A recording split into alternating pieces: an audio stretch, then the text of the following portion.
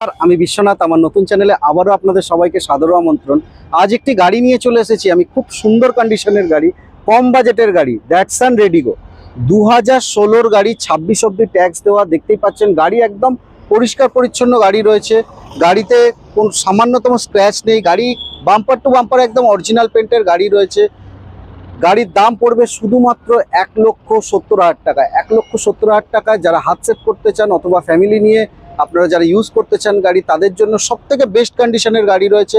গাড়িতে মাইলেজও অফুরন্ত পাবেন, একদম বেস্ট কোয়ালিটির গাড়ি রয়েছে।